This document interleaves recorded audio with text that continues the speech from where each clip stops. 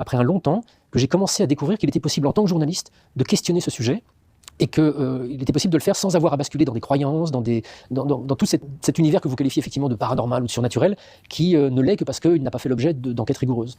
Et donc mes premiers interlocuteurs, ça a été des médecins, des neuroscientifiques, pour aller leur demander... D'ailleurs, pardon de vous interrompre, mais comment vous expliquez ça, justement, qu'il n'ait pas fait l'objet d'enquêtes rigoureuses, que ce soit un sujet finalement peut-être sous-traité aujourd'hui? Parce que c'est un sujet extrêmement complexe. La question de la conscience, par exemple, est un sujet qui interroge encore aujourd'hui les neuroscientifiques. On vit dans une société qui, par habitude, considère comme évident que notre conscience est fabriquée par notre activité cérébrale. Parce que quand on altère notre activité cérébrale, quand on a une crise d'épilepsie, quand on a un AVC, etc., ça modifie en apparence effectivement notre conscience. Donc on part du principe qu'il y a un lien de cause à effet et que le cerveau fabrique la conscience. Mais quand vous allez voir des neuroscientifiques, et là je ne vous parle pas de neuroscientifiques un peu fumeux au fin fond d'un laboratoire du Périgord, je vous parle de neuroscientifiques qui sont à la tête des plus grands centres de neurosciences à travers le monde, sont les premiers à vous dire on ne sait pas ce que c'est que la conscience. On cherche son corrélat neuronal, c'est-à-dire on cherche comment le cerveau, c'est-à-dire une masse gélatineuse d'1,4 kg fait de plusieurs centaines de dizaines de milliards de neurones peut fabriquer cette expérience. On cherche là-dedans, mais on n'est même pas sûr que ça soit là-dedans que ça se trouve, on n'en sait rien. Donc ça, moi, mes premiers mois d'enquête sur ces sujets-là, en questionnant, en allant voir des médecins pour leur demander qu'est-ce que c'est que la mort, est-ce que vous pouvez me décrire précisément ce qui se produit dans le processus de la mort, en allant voir des neuroscientifiques pour leur demander, vous pouvez m'expliquer précisément comment le cerveau fabrique notre expérience consciente, etc., etc. Non seulement je trouve pas de réponse, mais je trouve des scientifiques qui me disent on n'en sait rien. Bah, ça veut dire que non seulement l'hypothèse que la vie après la mort, ça n'existe pas, elle est non seulement pas prouvée, mais elle n'est pas plus rationnelle que l'autre, qui est de dire la vie après la mort se poursuit peut-être. Et c'est dans cette espèce de brèche que je me suis engouffré, non pas comme un croyant. Alors là, c'est suite à une interview donc des Incorrectibles, de Stéphane Alix, qui a écrit un livre, La mort n'est pas la fin, et qui essaye de nous faire croire qu'il a la réponse en disant justement qu'il y a quelque chose après la mort, d'un point de vue objectif et journalistique. Alors ça, c'est la meilleure. Et du coup, là, j'ai relevé dans l'interview des moments qui sont complètement ahurissants, c'est qu'en fait, il utilise l'argument scientifique. Oui, alors pour préciser, parce que c'est comme une autre vidéo que j'avais fait sur deux mecs qui avaient écrit un livre merdique, comme quoi ils prouvaient l'existence de Dieu de manière scientifique, donc là c'est un peu la même connerie. Je n'ai rien contre ceux qui croient en des choses, peuvent penser des choses, hein, chaque croyance est légitime, mais par contre, c'est ceux qui utilisent l'argument scientifique. Ça par contre, ils sont imbouffables ces mecs. Et donc il nous dit oui que en fait les choses on les croit paranormales, surnaturelles, parce que la science ne s'en est pas occupée. Et que quand la science essaye de s'en occuper, comme les neuroscientifiques qu'il a côtoyés, il leur donne une réponse claire qui est on ne sait pas. Et c'est marrant parce que de ce postulat, il conclut que du coup ça existe et qu'il y a là quelque chose après la mort. C'est complètement stupide. Justement, à la différence de la croyance, la science, elle est cartésienne. Si elle ne sait pas, elle le dit et elle va pas inventer en fait. Elle va juste soit continuer de chercher, soit mettre de côté. Mais elle va pas inventer des réponses. Et c'est justement avec les calculs, les recherches, etc., qu'on donne après des réponses. Et on teste ces réponses pour voir si c'est réfutable. Et c'est de là après qu'on en fait des lois, des théorèmes, etc. Donc là voilà, déjà, ce qu'ils disent, c'est de la merde. C'est que, en fait, il essaye à chaque fois dans son interview de nous dire qu'en fait c'est scientifique et objectif, mais alors qu'en fait il a aucune réponse à donner. C'est juste non, les neuroscientifiques pour l'instant te disent on n'a aucune réponse sur la conscience. Les premières hypothèses des scientifiques, c'est ce qu'il évoque au début, mais il le fait comme si c'était une hypothèse ancienne, alors que non, conscience c'est une espèce de réaction aléatoire, chaotique, chimique qui se fait à la suite de cette connexion de neurones et de ces connexions électriques, chimiques, etc. Mais c'est des hypothèses, et les scientifiques les premiers ne disent pas que c'est ça la vérité, c'est une hypothèse. Et lui, il le balaie d'une main en disant « on croyait ça avant, mais maintenant on sait qu'on ne sait pas ». Et donc pour lui sa réponse c'est qu'il y a une âme. Enfin vraiment voilà, c'est complètement anti-scientifique ce qu'il dit. J'ai l'impression d'être arrivé à trouver ces réponses qui touchent au spirituel en faisant un travail d'enquête journalistique accompagné d'expériences, d'expérimentations, où je suis allé me confronter à la fois aux contradictions de la science, à ces milliers de témoignages tous extraordinaires et qui laissent à penser que notre conscience est bien supérieure à la simple activité de notre cerveau, et aussi à mes propres expérimentations, mes confrontations. Et c'est pour ça que le livre porte le titre « La mort n'existe pas ». C'est pas une métaphore, c'est pas un jeu pour vendre plus de bouquins, c'est vraiment une idée qui est pour moi totalement acquise aujourd'hui, mais pas acquise parce que j'ai fait 10 ans de retraite dans un monastère orthodoxe en Grèce. Elle est acquise parce que j'ai fait 15 ans d'enquête journalistique, d'expérimentation, que je suis allé dans toutes les directions possibles pour décortiquer cette question et essayer rationnellement de me faire une idée précise, que je suis arrivé à cette conclusion en fait. C'est l'argument d'autorité de dire attention, j'ai écrit ce livre, hein, c'est pas pour faire vendre, hein, c'est parce que j'ai fait 15 ans de recherche journalistique. Et heureusement, il dit pas de recherche scientifique, heureusement. Mais en gros, voilà, pour lui, faire de la recherche journalistique, ça lui permet de donner la réponse au fait que la mort n'est pas la fin. Il est balèze, parce que le gars, il est plus fort que la communauté scientifique mondiale, quand même, parce qu'il a trouvé la réponse avant eux, alors qu'il n'a pas fait de recherche scientifique, mais des recherches journalistiques, sur des scientifiques qui ne connaissent pas la réponse. C'est fort. Ils utilisent une substance qui s'appelle l'ayahuasca, qui est une combinaison de 2 plantes différentes, dont l'une contient du DMT, et un puissant psychédélique qui altère le fonctionnement du cerveau de façon assez radicale et provoque des visions, provoque des états de pas d'inconscience, mais des états de perception extrêmement intenses. Les psychédéliques, donc dedans on classe le DMT qui est contenu dans l'ayahuasca notamment, la psilocybine qui est le composé actif qui est contenu dans les champignons dits hallucinogènes, le LSD, la MDMA qui est un autre type de psychédélique. Quel est le feu d'artifice qui se passe dans le cerveau pour provoquer une expérience pareille? On observe son cerveau, on lui demande de signaler le moment où il est au pic de l'expérience, ce qu'il fait, et paradoxalement, au moment où il est au pic de l'expérience d'extase, son cerveau montre une baisse d'activité, une baisse de connectivité neuronale, et notamment presque l'extinction de tout un réseau qui s'appelle le réseau mode par défaut, qui est précisément le réseau cérébral qui sous-tend notre sentiment d'identité, notre ego. Donc les chercheurs disent, mais c'est pas possible d'observer un truc pareil. À expérience de conscience intense, on doit observer une activité cérébrale intense. Ça veut dire que cette expérience d'extase, elle n'est pas liée à une activité au cerveau, dans le cerveau, elle est liée à quelque chose qui se passe dans le cerveau, qui permet que quelque chose d'extérieur arrive dans notre conscience qui n'était pas possible de percevoir auparavant. En fait, il parle que par rapport aux chamans qui ont des visions, etc., des trucs de conscience extrême et tout, c'est l'ingestion de drogue ou de plantes psychédéliques, etc. Quand apparemment tu prends tout ça dans la tête, au niveau des analyses du cerveau, on voit qu'il est comme s'il était plat, quoi. Et donc là, lui, il fait encore une fois une conclusion magique, qui n'est pas du tout scientifique, c'est dire « Ah, donc, s'il n'y a pas d'activité du cerveau, ça veut dire que c'est quelque chose d'extérieur qui prend possession de toi. » Enfin, c'est l'anti-science. C'est-à-dire que les scientifiques, ils disent juste « je sais pas », on continue de chercher. Lui, il dit « je ne sais pas, donc je vais inventer un truc ». Mais en fait, c'est exactement le principe de la religion, mec. C'est-à-dire qu'avant, on savait rien et on imaginait des trucs divins. Expérience de conscience intense, à un moment où le cerveau montre objectivement, sous IRM, une baisse d'activité, c'est exactement ce qui se passe sur les expériences de mort imminente. Donc là, après, voilà, il conclut directement en disant c'est comme les expériences de mort imminente, parce que le cerveau, il est presque plat. Non mais c'est quoi ce parallèle pas du tout calculé, pas du tout réfléchi? Lui, il prend des trucs, il fait des coïncidences et il en fait des conclusions, enfin, c'est n'importe quoi. Parce que quand tu prends des drogues, ton cerveau, il est plat, et que quand t'es en mort imminente, ton cerveau est plat, ça veut dire que dans les deux cas, c'est ta conscience qui se réveille, etc. Enfin, vraiment, mais... On a un livre des morts, la tradition chrétienne, qui s'appelle l'Ars Moriendi, qui est également très riche d'enseignements sur le voyage de l'âme. Tout d'un coup, ils avaient l'impression de pénétrer vraiment dans le réel, comme si ce qu'ils avaient vécu jusqu'alors était très voilé. Ça vous rappelle aussi peut-être une petite idée de Platon, ça. Et puis ensuite, effectivement, le tunnel, l'impression de rentrer dans un tunnel de lumière, avec une lumière qui n'est pas seulement une lumière, qui n'est pas éblouissante, mais qui est comme une espèce d'énergie. Ils peuvent aussi rapporter avoir croisé ou avoir interagi avec des êtres de nature spirituelle, parfois des proches défunts.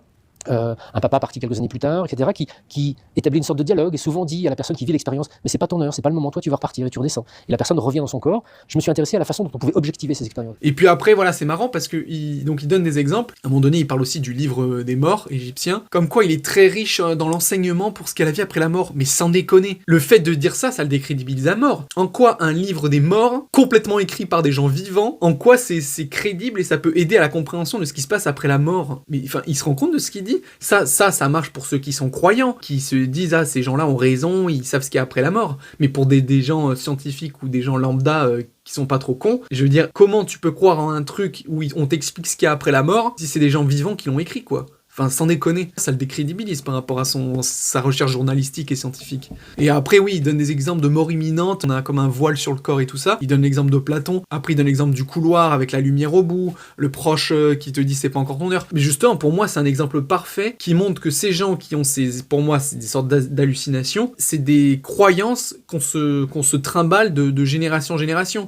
Depuis Platon à propos de son voile, jusqu'à même aujourd'hui, à chaque fois qu'on entend, oui, il y a un tunnel au bout, machin et tout ça, mais le jour où toi ça va t'arriver, tu vas avoir une expérience de mort imminente, ton cerveau il va se raccrocher à ça de manière inconsciente, et quand tu vas te réveiller, c'est cette image que tu vas avoir, ou comme l'histoire du proche, beaucoup de gens l'ont raconté, toi en entendant ça, tu vas te persuader de ça, tu vas avoir l'impression que ton proche va te dire c'est pas ton heure. Mais pour moi c'est des banalités, de toute façon ça n'a rien de concret, c'est pas ça qui fait que oui, ça veut dire que ça existe. Est-ce que c'est pas juste un rêve ou une hallucination? Et donc je me suis intéressé à ces expériences de mort imminente où les gens rapportent avoir perçu des choses dans l'environnement, avant le tunnel, avant la lumière, avant l'expérience d'extase. Quand quelqu'un dit être au-dessus de son corps, qu'est-ce qu'il a vu? Est-ce qu'il a vu des choses précises? Est-ce que s'il s'est promené loin de la pièce où était son corps, est-ce qu'il a vu des choses qu'on peut objectiver?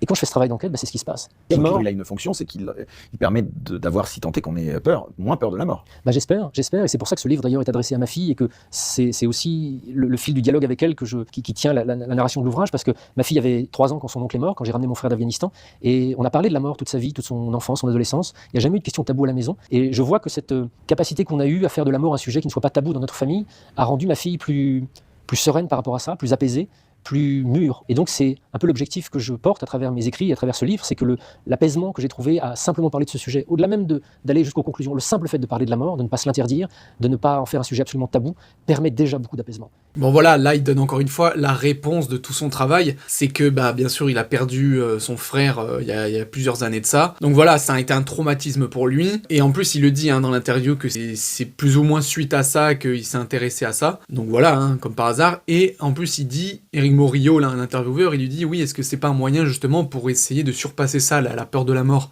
Et en plus, il le dit lui-même, il dit oui, j'espère que c'est pour ça, ça a aidé ma fille, tout ça, le fait d'en parler et tout. Putain, quand tu fais de la science, ton but c'est pas de donner des raisons, ou c'est pas de dire faire plaisir à quelque chose. Regardez, quand on a trouvé que la Terre tourne autour du Soleil et pas l'inverse, on était brûlé par l'église, donc c'était pas pour faire plaisir qu'on faisait de la science, c'était juste pour avoir les réponses objectives, même si ça faisait pas plaisir.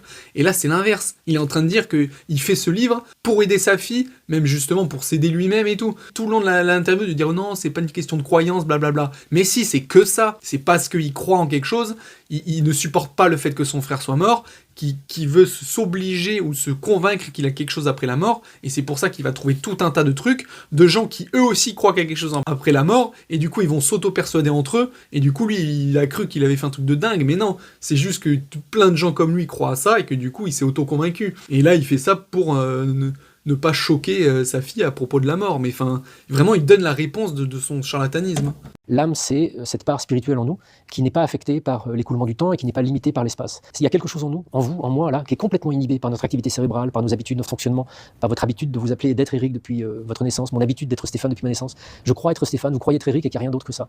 Mais en fait, il y a beaucoup plus que ça. Il y a quelque chose au cœur de vous qui vivait bien avant qu'Eric existe et qui vivra bien après qu'Eric existe, qui est votre essence, qui ne s'appelle pas Eric, qui est imprégné par Eric, comme moi je suis imprégné par Stéphane et par ma vie, mais ça n'est pas réductible à ça. C'est aussi la source de l'intuition, c'est aussi la source d'une paix colossale. C'est une dimension de nous qui a une forme d'omniscience de cette vie que nous traversons et qui, alors que nous, confrontés aux aléas de l'existence, on peut être en proie à plein de doutes, à une volonté de contrôler les choses parce qu'on se dit si on ne contrôle pas tout va partir en sucette, par la certitude qu'il faut qu'on prenne des décisions pour orienter notre existence.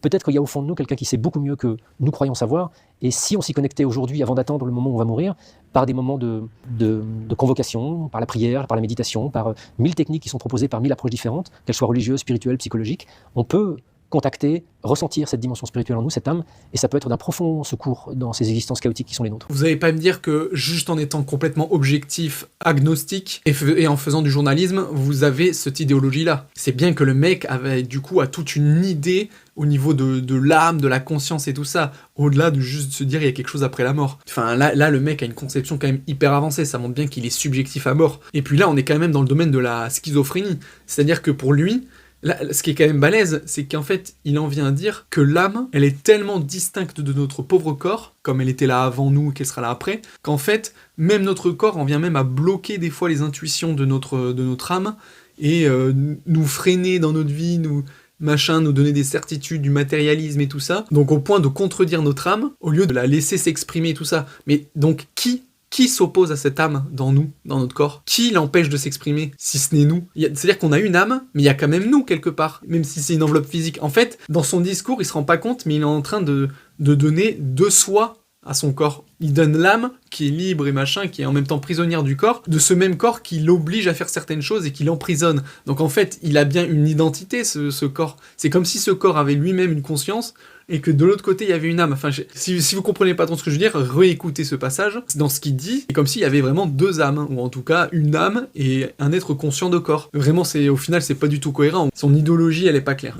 L'humain est un être spirituel faisant une expérience humaine. C'est véritablement ça qui se passe. Donc on a beau vouloir éteindre cet être spirituel en nous, en se disant non, moi il n'y a que le plaisir qui compte, il n'y a que la matière, quand je meurs il n'y a plus rien, on est quand même les plus sceptiques finissent par mourir et s'apercevoir qu'il y a une vie après la mort. Cette réalité, elle est là. Alors non, mais il a fait des interviews de gens morts pour que les gens morts ils disent ah oui, alors moi j'étais complètement sceptique avant de mourir et finalement je me rends compte que oui. Et donc cette vérité est là, enfin vraiment il pose des bases, c'est dingue hein. Et comme quoi il y a des gens, ils disent des choses en affirmant des trucs comme si c'était la réalité. Or non, encore une fois, on n'en sait rien. L'humanité, dans son immense majorité, adopte une forme ou une autre de croyance religieuse qui postule que la mort n'est pas une fin et que la réalité spirituelle est sous-jacente à notre réalité matérielle. C'est là, c'est dans notre ADN, c'est dans notre psyché collective.